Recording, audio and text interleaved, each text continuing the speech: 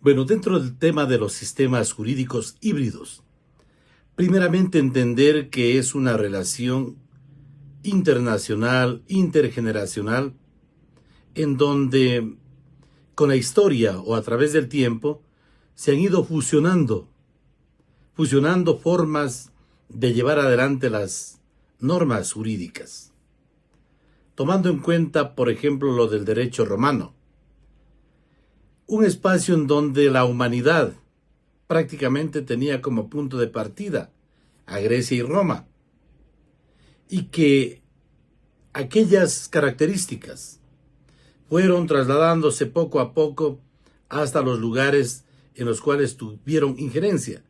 Por ejemplo, nuestra América, la América hispana, en donde se ha tomado como referencia el derecho y también el asunto religioso.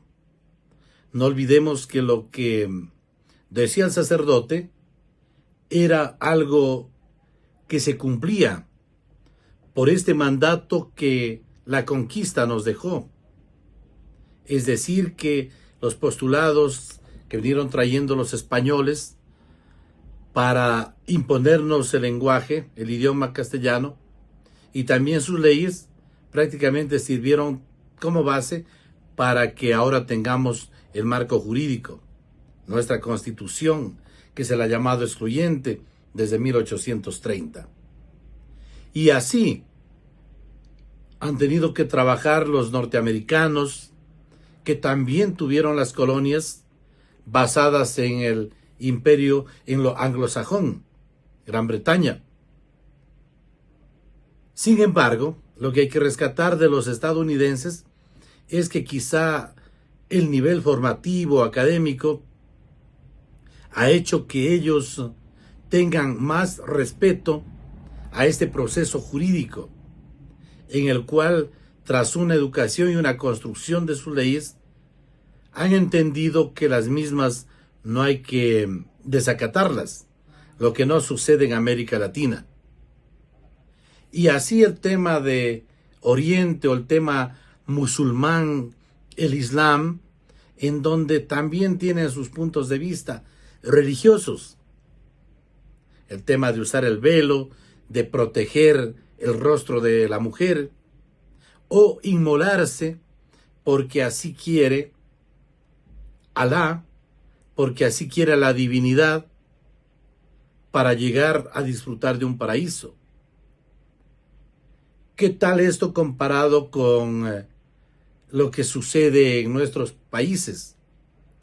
No creo que alguien de Ecuador se vaya en un avión, los retenga a los que están allí en el vuelo y después él también pierda su vida a cambio de una supuesta gloria postterrenal.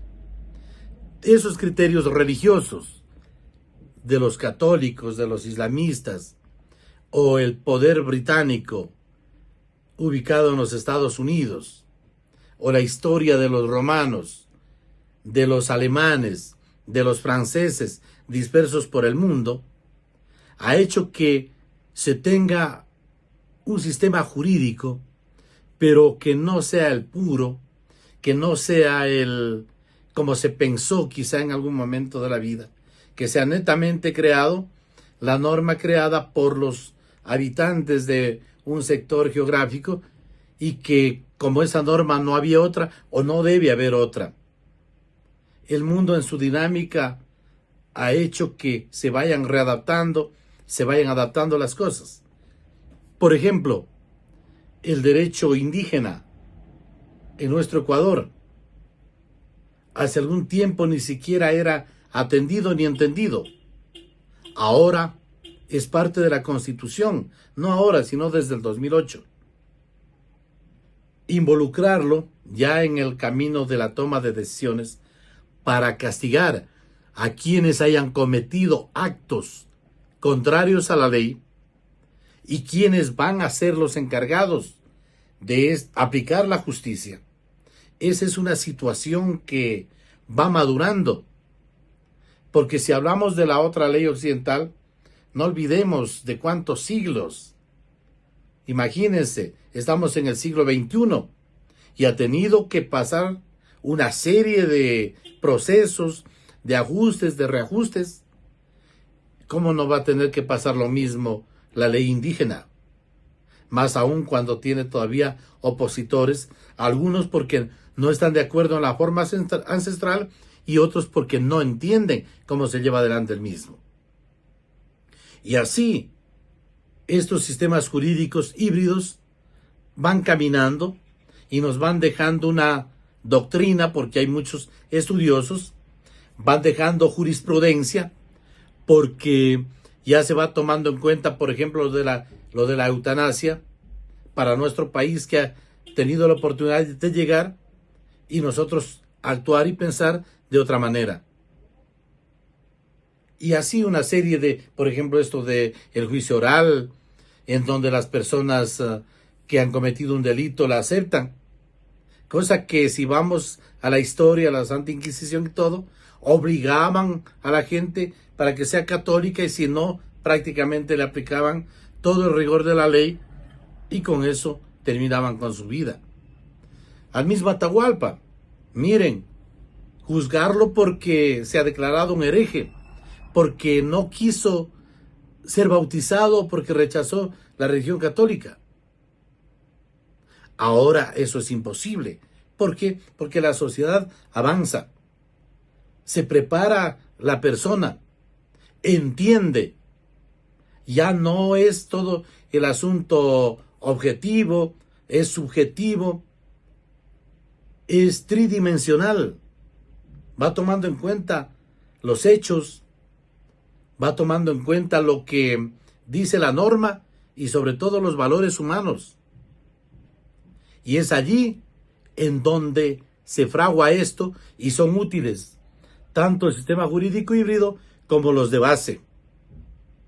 Y con esto nosotros como estudiantes también vamos ya poco a poco involucrándonos en el manejo de estos términos, en las relaciones de estos diferentes espacios y vamos dándole el asunto holístico global de entender cómo se debe uno estudiar e ir aplicando, vinculando estas teorías con las prácticas consuetudinarias, es decir, las constantes, con lo que se vaya presentando en el transcurso de la vida, para que cuando nos toque tener un litigio oral, lo hagamos con fundamento, evocando esos conocimientos que nos han ido dejando a nivel mundial y acoplando a nuestras realidades.